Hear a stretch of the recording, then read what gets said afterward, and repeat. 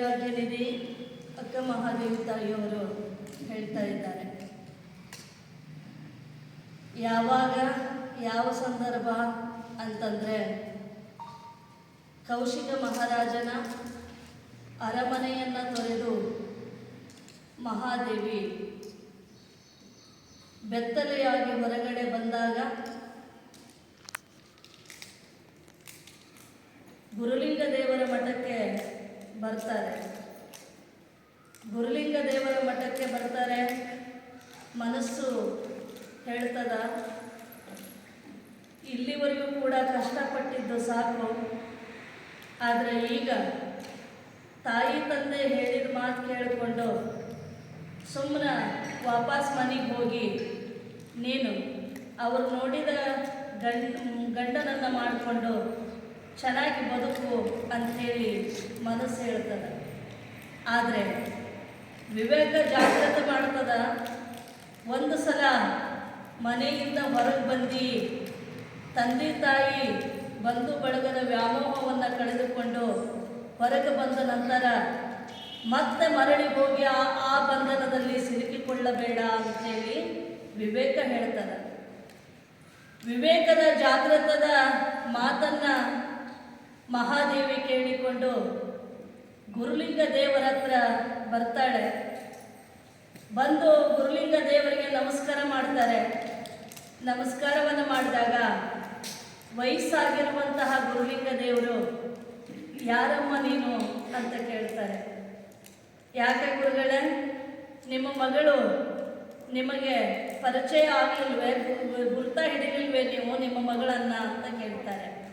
ಆವಾಗ ಓ ಮಹಾದೇವಿಯೇ ಅಂತಾರೆ. ಹೌದು, ನಾನೇ ಗುರುಗಳೇ ಮಹಾದೇವಿ ಅಂದಾಗ, ಏನಮ್ಮ ಇದು ನಿನ್ನ ರೌದ್ರಾವತಾರ ಅಂಥೇಳಿ ಗುರುಗಳು ಕೇಳ್ತಾರೆ. ಆಗ ಮಹಾದೇವಿ ಅಂತಾರೆ, ಗುರುಗಳೇ, ನಿಮ್ಮ ಅಳಿಯ ಅಂದರೆ ನನ್ನ ಗಂಡನು ರುದ್ರನಲ್ಲವೇ, ಹಾಗಾಗಿ ಅವನ ಕೈ ಹಿಡಿದಿರುವಂತಹ ನಾನು ರೌದ್ರಾವತಾರವನ್ನು ತಾಳಬೇಕಾಯಿತು ಅಂತ ಹೇಳಿಬಿಟ್ಟು ಹೇಳ್ತಾರೆ. ಪರವಾಗಿಲ್ಲಮ್ಮ, ಆದರೆ ಸಿಂಹದ ಬಾಯಲ್ಲಿ ಹೋಗಿ ಸಿಲುಕಿಕೊಂಡು ನಿನ್ನ ಶೀಲವನ್ನು ಗಟ್ಟಿಯಾಗಿ ಇಟ್ಟುಕೊಂಡು ವೈರಾಗ್ಯ ಮೂರ್ತಿಯಾಗಿ ಹೊರಗಡೆಯ ಬಂದಿದ್ದೀಯ. ನಿನ್ನ ಒಂದು ದಿಟ್ಟತನಕ್ಕೆ ನಾನು ಶರಣಾಗತನಾಗ್ತೇನೆ ಅಂಥೇಳಿ ಗುರುಲಿಂಗ ದೇವರು ಹೇಳಿದಾಗ ಮಹಾದೇವಿ ತಾಯಿಯವರು ಹೇಳ್ತಾರೆ, ಗುರುಗಳೇ, ಜಗತ್ತೆಲ್ಲವೂ ಕೂಡ ಒಂದೊಂದು ಮಾತು ಅಂತ ಇದೆ ನನ್ನ ಬಗ್ಗೆ, ಆದರೆ ನಿಮಗೇನಾದರೂ ಕೂಡ ನನ್ನ ಬಗ್ಗೆ ಸಂಶಯ ಇದೆಯೇ ಅಂತ ಕೇಳ್ತಾರೆ. ಆವಾಗ ಗುರುಗಳಂತಾರೆ, ಅವ್ವ, ತಿಪ್ಪೆಯಲ್ಲಿ ಬಿದ್ದಿರೋಂತಹ ರತ್ನ ಕಪ್ಪಾಗಲೂಬಹುದು, ಆದರೆ ನಿನ್ನಲ್ಲಿ ಮಾತ್ರ ಕಳಂಕವನ್ನು ಹುಡುಕಲಾರೆ ತಾಯಿ ನಾನು ಅಂತ ಹೇಳ್ತಾರೆ. ಆವಾಗ ಅವರು ಮಹಾದೇವಿ ಅಂತಾರೆ, ಜಗತ್ತೆಲ್ಲವೂ ಕೂಡ 10 ನುಡಿಗಳನ್ನು, ನಿಂದೆಯ ನುಡಿಗಳನ್ನು ನುಡಿದ್ರು ನಿಮ್ಮಂಥ ಜ್ಞಾನಿಗಳು ನನ್ನ ಬಗ್ಗೆ ಒಂದು ಹೆಮ್ಮೆಯ ಮಾತನ್ನು ನುಡಿದ್ರಲ್ಲ ಗುರುಗಳೇ, ಈ ಜೀವನಕ್ಕೆ ಇಷ್ಟು ಸಾಕು, ಸಾರ್ಥಕ ಆಯಿತು ಅಂತೇಳ್ಬಿಟ್ಟು ಅಂತಾರೆ. ಆವಾಗ ಮುಂದಿನ ಗುರಿ ಏನಮ್ಮ ನಿಂದು ಅಂಥೇಳಿ ಗುರುಗಳು ಕೇಳಿದಾಗ, ನೀವು ತೋರಿಸಿದತ್ತ ನಾನು ನಡಿತೀನಿ ಗುರುಗಳೇ ಅಂತ ಹೇಳ್ತಾರೆ. ಹೇಳಿದಾಗ ಅವಾಗ ಗುರುಗಳಂತಾರೆ, ಈಗ ನಾನು ಮಾರ್ಗದರ್ಶನ ಮಾಡಲಾರೆ ತಾಯಿ, ಈಗ ನಿನ್ನ ಮಾರ್ಗದರ್ಶನದ ಮೇರೆಗೆ ನಾನು ಆಶೀರ್ವಾದವನ್ನು ಕೊಡ್ತೇನೆ, ಯಾವ ಕಡೆಗೆ ಆಯ್ಕೊಳ್ತೀಯ ನಿನ್ನ ಜೀವನವನ್ನು ಅಂತ ಕೇಳ್ತಾರೆ. 2 ದಂಡಿ ಅದಾವ, ಒಂದು ಮರಳಿ ಮನೆಗೆ ಹೋಗ್ತಕ್ಕಂಥದ್ದು, ಇನ್ನೊಂದು ನಿನ್ನ ಗುರಿಯನ್ನು ಮುಟ್ಟುವಂಥದ್ದು.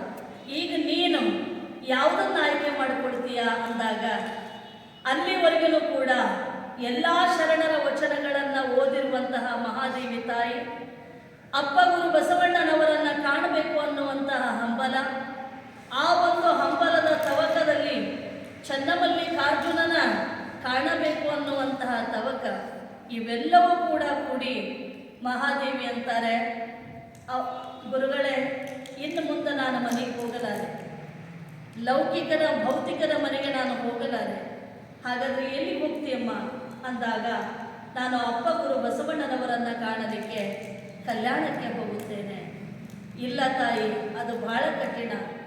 ಯಾಕಂದರೆ ಇಲ್ಲಿಂದ ಸುಮಾರು 900-800 ಕಿಲೋಮೀಟರ್ದಲ್ಲಿರುವಂಥದ್ದು ಕಲ್ಯಾಣ. ಹಾಗಿದ್ದಾಗ ನೀನು ಬೆತ್ತಲೆಯಾಗಿ ಒಬ್ಬ ಹೆಣ್ಣುಮಗಳಾಗಿ ನಿನಗೆ ಕಷ್ಟದ ಅನುಭವವೇ ಗೊತ್ತಿಲ್ಲ.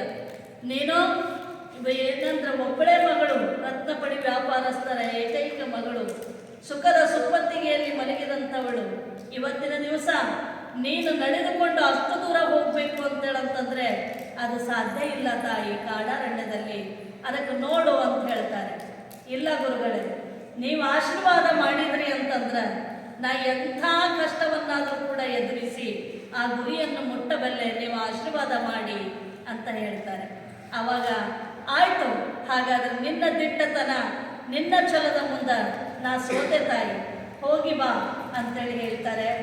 ಆಗ ಮಹಾದೇವಿ ಅಂತಾರೆ, ಗುರುಗಳೇ ನಿಮ್ಮ ಕೈಯಿಂದ ಒಂದು ವಿಭೂತಿಯನ್ನು ನನಗೆ ಆಶೀರ್ವಾದ ಮಾಡಿಕೊಡಿ, ನನಗೆ ಹಣೆಗೆ ವಿಭೂತಿಯನ್ನು ಹಚ್ಚಿ ನಿನ್ನ ಗುರಿಯನ್ನು ಮುಟ್ಟು ಅಂತ ಹೇಳಿಬಿಟ್ಟು ಹೇಳಿ ಅಂತ ಹೇಳ್ತಾರೆ. ಅರಮನೆಗೆ ಹೋಗುವಾಗ ಜಯಿಸಿ ಬಾ ತಾಯಿ ಅಂತೇಳಿ ನನಗೆ ವಿಭೂತಿ ಧಾರಣೆಯನ್ನು ಮಾಡಿದ್ರಿ, ನಾನು ಜಯಿಸಿ ಬಂದಿದ್ದೇನೆ. ಈಗ ನನಗೆ ವಿಭೂತಿ ಧಾರಣೆಯನ್ನು ಮಾಡಿ ನಿನ್ನ ಗುರಿಯನ್ನು ಮುಟ್ಟು ತಾಯಿ ಅಂತ ಹೇಳಿ ನೀವು ಹೇಳಿದರೆ ಖಂಡಿತವಾಗಿ ಕೂಡ ನಾನು ಮುಟ್ಟುತ್ತೇನೆ ಗುರುಗಳೇ. ಆದರೆ ಒಂದು ಮಾತ್ರ ನಿಜ ಹೇಳ್ತೇನೆ ಗುರುಗಳೇ, ನಿಮಗೆ ಮಾತು ಕೊಡ್ತೇನೆ.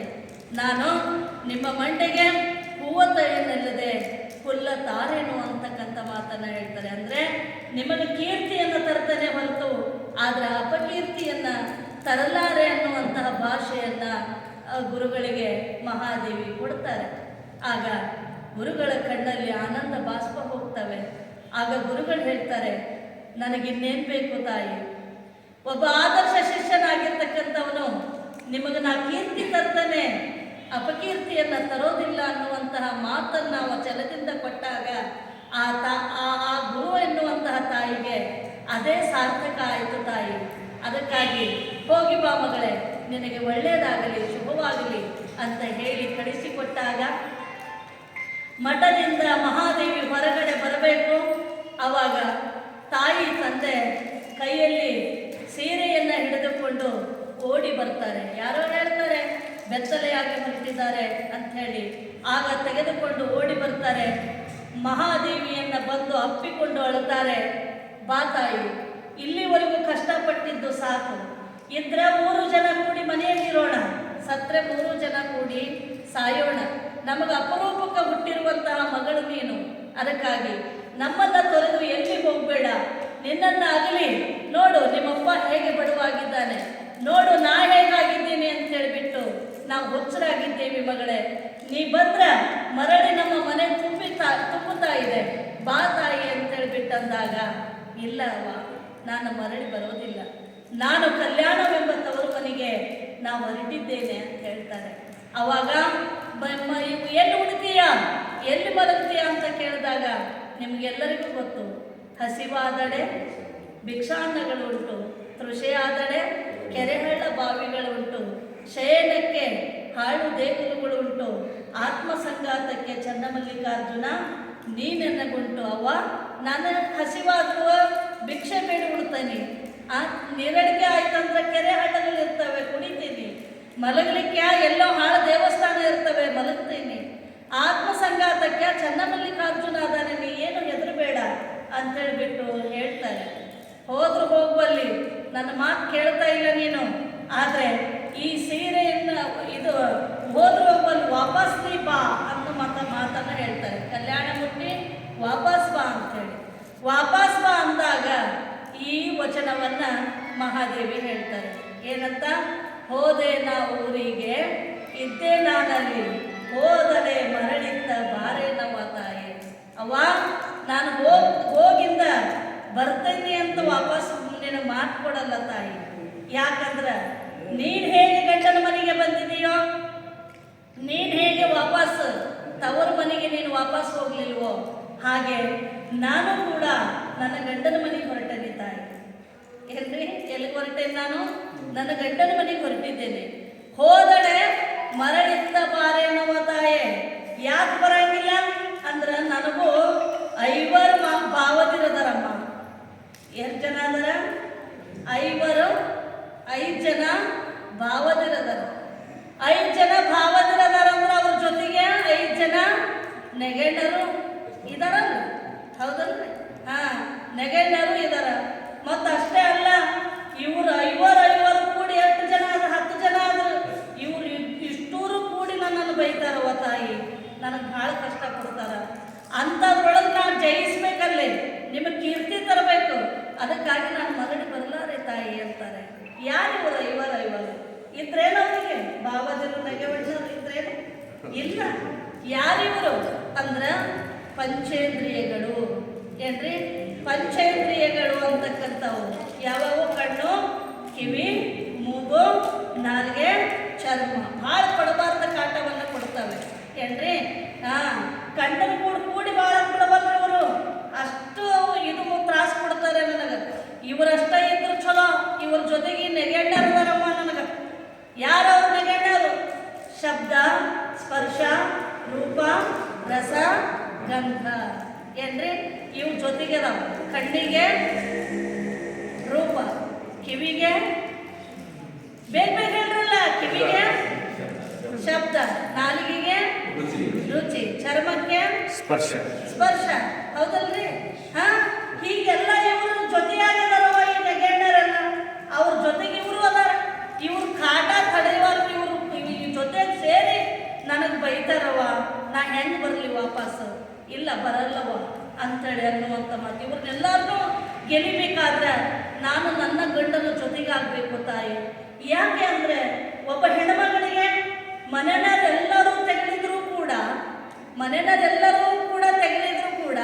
ಮನೆಯವರಿಗೆಲ್ಲರಿಗೂ ಆ ಹೆಣ್ಮಗಳು ಬ್ಯಾಡ ಅಂದ್ರೂ ಕೂಡ ಗಂಡನಿಗೆ ಬೇಕಾಗಿತ್ತು ಅಂತೇಳಂತಂದ್ರೆ ಯಾರು ಆ ಗಂಡನ ಮನೆ ಹಾಕಿದೆ ಆಕೆ ವಾಪಸ್ ಅವ್ರ ಮನೆಗೆ ಬರೋಕ್ಕಾಗಂಗಿಲ್ಲ. ಆದರೆ ಎಲ್ಲರಿಗೂ ಬೇಕಾಗಿ ಗಂಡನಿಗೆ ಬೇಡ ಅಂದ್ರು ಅಂದ್ರೆ ಗಂಡನ ಮನೆ ಹಾಕಿದ ಅಲ್ಲ. ಹೌದಲ್ರಿ? ಅರ್ಥ ಆಯ್ತಲ್ಲ ಇದು? ಅಂದರೆ ಎಲ್ಲರಿಗೂ ಬೇಕಾಗಿ ಗಂಡನಿಗೆ ಬೇಡ ಆದ್ರೆ ಆಕೆಗೆ ಅಲ್ಲಿರೋಕ್ಕೆ ಜಾಗ ಇಲ್ಲ. ಆದ್ರೆ ಎಲ್ಲರಿಗೂ ಬೇಡ ಆದ್ರೂ ಕೂಡ ಗಂಡನಿಗೆ ಬೇಕಾಗಿದ್ದು ಅಂದ್ರೆ ಆಕೆಗಲ್ಲಿ ಇರಲಿಕ್ಕೆ ಜಾಗ ಇದೆ. ಹಾಗೆ ನನ್ನ ಗಂಡನಿಗೆ ನಾ ಬೇಕಾಗಿದೆ ತಾಯಿ. ಇವರೆಲ್ಲರ ಕಾಟ ತಗೊಂಡು ನಾ ಏನು ಮಾಡಲಿ? ಆದ್ರೆ ಅವನು ಜಯಿಸ್ಕೊಂಡು ಅಲ್ಲಿ ಇರ್ತಾನೆ. ಏನ್ರಿ? ಅವನು ಜಯಿಸ್ಕೊಂಡು ಅಲ್ಲಿ ಇರ್ತಾನೆ. ಮುಂದೆ ಹೇಳ್ತಾರೆ ಏನಂದ್ರೆ, ಇವರು ಎಲ್ಲರೂ ಸೇರಿ ನನ್ನನ್ನು ಬೈಯೋದ್ರ ಜೊತೆಗೆ ಏನಂದ್ರೆ ಅತ್ತೆ, ಮಾವದಿರು, ಮೈದೂನ, ಮಲಮಗ, ಇವ್ರ ಮಕ್ಕಳುಗಳದರ ಮಾತಾಡ್ತಾರೆ. ಯಾರ್ರಿ? ಇವ್ರ ಮಕ್ಕಳು ಅದರ. ಅತ್ತೆ ಅನ್ನುವಂಥ ಮನಸ್ಸದ. ಹೌದ್ರೆ? ಆ ನಂತರ ಮಾವದಿರದರ. ಏನ್ರಿ? ಮಾವದರು ಮನಸ್ಸು, ಚಿತ್ತ, ಮನ, ಬುದ್ಧಿ, ಅಹಂಕಾರ ಅಂತಕ್ಕಂಥವು. ಜೊತೆಗೆ ಮಲಮಕ್ಕಳದಾರಮ್ಮ. ಅಂದರೆ ಯಾ ಕಡೆ ಬೇಕು ಆ ಕಡೆಗೆ ಹರಿಯುವಂತಹ ಚಂಚಲವಾಗಿರುವಂತಹ ಬುದ್ಧಿ, ವಿಕಾರವಾಗಿರ್ತಕ್ಕಂಥ ಮನಸ್ಸುಗಳು ಇವೆಲ್ಲವೂ ಕೂಡ ಇದ್ದಾವೆ. ಇವರೆಲ್ಲ ಏನು ಮಾಡ್ತಾರಂದ್ರೆ ಅಜ್ಞಾನದ ಕತ್ತಲೆಯಲ್ಲಿ ನನ್ನನ್ನು ಕರೆದು ಹಾಕಿ ಅನ್ನ ಕೊಟ್ಟಾರ್ದಂಗೆ ನನಗೆ ಹಿಂಸೆ ಕೊಡ್ತಾರೆ ತಾಯಿ. ಏನ್ರಿ? ಅನ್ನನೂ ಸಹ ಕೊಡಲ್ಲಂತ ಅಷ್ಟು ಹಿಂಸೆಯನ್ನು ಕೊಡುವಂಥವ್ರು ಇವರದಾರೆ. ಅಂದ್ರೇನು?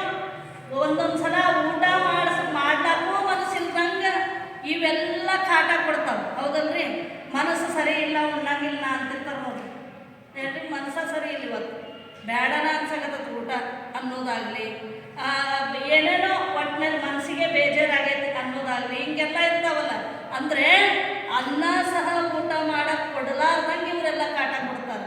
ಅದಕ್ಕಾಗಿ ನನಗೆ ಅಲ್ಲಿಂದ ಬರೋಕ್ಕಾಗಂಗಿಲ್ಲ ತಾಯಿ, ಅದರೊಳಗಿಂದ ನಾನು ಜಯಿಸಿ ನನ್ನ ಗಂಡನ ಕೂಡಬೇಕಾಗಿದೆ ಅನ್ನುವಂಥದ್ದು. ಇನ್ನೊಂದು ನಿನಗೆ ಹೇಳ್ತಾನೆ ತಾಯಿ, ನನ್ನ ತಂದೆ ತಾಯಿ ಯಾರು ಅಂತೇಳಂದ್ರೆ ನೀವು ಅಂದ್ಕೊಂಡಿದ್ದೀರಿ.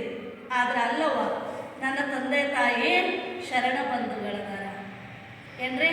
ಶರಣ ಬಂಧುಗಳದಾರ. ಲಕ್ಷದ ಮೇಲೆ 96 ಜನ ಶರಣರದಾರ ನನ್ನ ತಂದೆ ತಾಯಿಗಳು, ಶರಣ ಬಂಧುಗಳದಾರೆ. ನನ್ನ ತವರು ಮನೆ ನಿಮ್ಮ ಮನೆ ಅಂದ್ಕೊಂಡಿದ್ದೀರಿ. ಅಲ್ಲವ, ಅದು ನನ್ನ ತವರು ಮನೆ ಅಪ್ಪ ಗುರು ಬಸವಣ್ಣನವರು ಇರ್ತಕ್ಕಂತಹ ಕಲ್ಯಾಣ. ಹೌದಾ? ಇನ್ನು ನನ್ನ ಗಂಡ ಚನ್ನಮಲ್ಲಿಕಾರ್ಜುನ, ಅವನು ಒಲದ್ರ ನಾ ಇದ್ದಾಗ ಮರಳಿ ಬರಂಗಿಲ್ಲ ತಾಯಿ ಅನ್ನುವಂತಹ ಮಾತು. ಇಷ್ಟು ದಿಟ್ಟತನದಿಂದ ಮಹಾದೇವಿ ಹೆಜ್ಜೆಯನ್ನು ಇಡ್ತಾ ಇದ್ದಾರೆ. ಅವ್ರಿಗೆ ಹೇಳ್ತಾರೆ, ಹೇಳಿ ಅಲ್ಲಿಂದ ಹೊರಡ್ತಾರೆ. ಅದೇ ಕಷ್ಟವನ್ನು ಅನುಭವಿಸಿದ್ರೂ ಕೂಡ ಮುಂದವರಿಗೆ ಅನ್ನ ಸಿಗಲಂಗಾಗುತ್ತೆ. ಹೌದಲ್ರಿ? ಮನೆ ಮನೆ ಭಿಕ್ಷೆ ಬೇಡಿದ್ರು ಕೂಡ ಅನ್ನ ಸಿಗಲಂಗ ಆಗ್ತದ. ಕಾಡಿಲ್ವಲ್ಲ ಅವು, ಹೌದಲ್ರಿ? ಅನ್ನ ಸಿಗಲಂಗ ಆಗ್ತದ. ಅವ್ರು ಹೇಳ್ತಾರೆ, ಹಸಿವೆ ನೀನು ನಿಲ್ಲು ನಿಲ್ಲು, ತೃಷೆ ನೀನು ನಿಲ್ಲು ನಿಲ್ಲು, ಕಾಮವೇ ನೀನು ನಿಲ್ಲು ನಿಲ್ಲು, ಕ್ರೋಧವೇ ನೀನು ನಿಲ್ಲು ನಿಲ್ಲು, ಮೋಹವೇ ನೀನು ನಿಲ್ಲು ನಿಲ್ಲು, ಮದವೇ ನೀನು ನಿಲ್ಲು ನಿಲ್ಲು, ಮತ್ಸರವೇ ನೀನು ನಿಲ್ಲು ನಿಲ್ಲು. ನಾನು ಚನ್ನಮಲ್ಲಿಕಾರ್ಜುನನಿಗೆ ಅವಸರದ ಓಲೆಯಲ್ಲಿ ಒಯ್ಯುತ್ತಲಿದ್ದೇನೆ. ಎಲ್ಲರೂ ಕೂಡ ಕಾಡಬೇಡ್ರಿ ನೀವು. ನಾನು ನನ್ನ ಗಂಡನಿಗೆ ಪ್ರೀತಿಯ ಓಲೆಯಲ್ಲ ಪತ್ರವನ್ನು ಮುಟ್ಟಿಸ್ಲಿಕ್ಕೆ ಹೊರಟಿದ್ದೇನೆ. ಅದಕ್ಕಾಗಿ ನೀವು ನನ್ನನ್ನು ಕಾಡಬೇಡ್ರಿ ಅಂತ ಹೇಳ್ತಾರೆ. ಅಂದರೆ ಎಲ್ಲವೂ ಈ ವಚನದಲ್ಲೇ ಅಡಗಿದೆ. ಮುಂದೆ ಮನೆ ಮನೆ ತಪ್ಪದೆ ಕೈ ಒಡ್ಡಿ ಬೇಡುವಂತೆ ಮಾಡಯ್ಯ, ಬೇಡಿದಡೆ ಇಕ್ಕದಂತೆ ಮಾಡಯ್ಯ, ಇಕ್ಕಿದಡೆ ನೆಲಕ್ಕೆ ಬೀಳುವಂತೆ ಮಾಡಯ್ಯ, ನೆಲಕ್ಕೆ ಬಿದ್ದಡೆ ನಾನೆತ್ತಿ ಕುಂಬುವ ಮುನ್ನ ಶುನಿ ಎತ್ತಿ ಕೊಂಬಂತೆ ಮಾಡ ಚನ್ನಮಲ್ಲಿಕಾರ್ಜುನ. ಅಂದರೆ ಅನ್ನ ಮನೆ ಮನೆಗೆ ಹೋಗಿ ಬೇಡ್ತೇನೆ, ಬೇಡಿದ್ರ ಈ ಯಾರು ಕೊಡಲ್ಲ, ಕೊಟ್ರ ಅದು ನೆಲಕ್ಕೆ ಬಿತ್ತು, ನೆಲಕ್ಕೆ ಬಿದ್ದಿದ್ದನ್ನ ಹಸಿದ ಕಣ್ಣಿನಿಂದ ತೆಗೆದುಕೊಂಡು ಉಣಬೇಕು ಅಂತಂದ್ರೆ ನಾಯಿ ಬಂದು ತಿಂದು ಹೋತು. ಇಷ್ಟೊಂದು ನನಗೆ ಆತನ ಪರೀಕ್ಷೆ ಇದೆ. ಹೌದಾ? ಆತ ಪರೀಕ್ಷೆ ಮಾಡಿದ. ಆದರೂ ಕೂಡ ನಾನು ಹೆದರಲಿಲ್ಲ. ಕಿಡಿ ಕಿಡಿ ಚಾರಿದರೆ ಮಹಾಮಜ್ಜನವಾಯಿತೆಂಬೆನು, ಮುಗಿಲು ಹರಿದು ಬಿದ್ದರೆ ಈ ಪ್ರಾಣ ನಿನಗೆ ಅರ್ಪಿತ ಅಂತೇಳ್ಬಿಟ್ಟು ನಾನು ಬದುಕ್ತೇನೆ ಅಂತೇಳಿ ಚಾಲೆಂಜನ್ನು ಹೊತ್ತಾರೆ ಮಹಾದೇವಿ. ಮತ್ತು ಬಸವ ಕಲ್ಯಾಣವನ್ನು ಸೇರ್ಕೋತಾರೆ. ಇಷ್ಟೆಲ್ಲ ಜಯಿಸಿರುವಂತಹ ಮಹಾದೇವಿ ತಾಯಿ ಲಕ್ಷದ ಮೇಲೆ 96,000 ಶರಣರೊಳಗ, ಜ್ಞಾನ ಸಂಪನ್ನರಾಗಿರುವಂತಹ ಶರಣರೊಳಗ ಅಪಾರ ನಿಧಿ ಜ್ಞಾನವಂತರಾಗಿರುವಂತಹ ಅಲ್ಲಮ ಪ್ರಭುದೇವರ ಮುಂದ ಏನ್ರಿ, ಅಲ್ಲಮ ಪ್ರಭುದೇವರದ ಜ್ಞಾನದಲ್ಲಿ ವಯೋವೃದ್ಧರು, ವಯಸ್ಸಿನಲ್ಲಿ ವಯೋವೃದ್ಧರು ಏನ್ರಿ, ಅಂಥ ಜ್ಞಾನ ಬಲ್ಲಿದವರ ಮುಂದ, ಅಪ್ಪ ಗುರು ಬಸವಣ್ಣನವರ ಮುಂದ, ಷಡಸ್ಥಲ ಜ್ಞಾನಿ ಚಿನ್ಮಯ ಜ್ಞಾನಿ ಚನ್ನಬಸವಣ್ಣನವರ ಮುಂದ, ಲಿಂಗಾಂಗ ಯೋಗಿ ಸಿದ್ದರಾಮೇಶ್ವರರಂಥವರ ಮುಂದ ನಿಂತುಕೊಂಡು ಕೇಳಿದಂತಹ ಪ್ರಶ್ನೆಗೆ ಉತ್ತರವನ್ನು ಕೊಡ್ತಕ್ಕಂತಹ ಧೈರ್ಯ ಇದೆಯಲ್ಲ, ಆ ಧೈರ್ಯ ಇದೆಯಲ್ಲ, ಆ ಜ್ಞಾನ ಶ್ರೀಮಂತಿಕೆಯಲ್ಲ ಇದೆಯಲ್ಲ, ಅದು ಅಪಾರವಾಗಿರ್ತಕ್ಕಂಥದ್ದು. ಆ ಜ್ಞಾನ ಶ್ರೀಮಂತಿಕೆಯಿಂದ ಅಲ್ಲಮ ಪ್ರಭುದೇವರನ್ನು ಸೋಲಿಸಿ ಅವರಿಂದ ಅಕ್ಕ ಎನ್ನುವಂತಹ ಬಿರುದನ್ನು ಪಡೆದಿರ್ತಕ್ಕಂಥ ಅಕ್ಕ ಮಹಾದೇವಿ ತಾಯಿಯ ಛಲವಂತಿಕೆ ಬಹಳ ದೊಡ್ಡದು ಅಂತಕ್ಕಂಥದ್ದು. ಹಾಗಾಗಿ ಪ್ರತಿಯೊಬ್ಬರ ಹತ್ರನೂ ಕೂಡ ಈ 5 ಭಾವದಿರದರೆ, ಪ್ರತಿಯೊಬ್ಬರ ಜೊತೆಗೆ ಕೂಡ 5 ನೆಗೆವೆಣ್ಣೆರದರೆ ಏನ್ರಿ, ಅತ್ತೆ ಇದ್ದಾರೆ, ಆ ಮೈದುನಗಳದರೆ, ಆ ನಂತರದಲ್ಲಿ ಮಲಮಕ್ಕಳದಾರೆ. ಮಲಮಕ್ಕಳಂದ್ರೆ ನೆಗಣ್ಣರ ಮಕ್ಕಳು ಏನ್ರಿ, ಎಲ್ಲರೂ ಇದ್ದಾರೆ. ಪ್ರತಿಯೊಬ್ಬರು ಒಳಗೂ ಹೋದಾರೆ. ಹೊರಗಡೆ ಡೇಂಜರ್ ಅಲ್ಲ, ಈ ಒಳಗಡೆ ಇದಾವೆ, ನಮ್ಮ ಒಳಗಡೆನೆ ಏನ್ರಿ. ಕಾಮಕ್ರೋಧಾದಿಗಳು, ಅಷ್ಟಮದಗಳು ಏನ್ರಿ, ಆ ನಂತರ ಪಂಚೇಂದ್ರಿಯಗಳು, ಪಂಚ ಜ್ಞಾನೇಂದ್ರಿಯಗಳು, ಪಂಚ ಕರ್ಮೇಂದ್ರಿಯಗಳು, ಆ ಪಂಚ ವಿಷಯ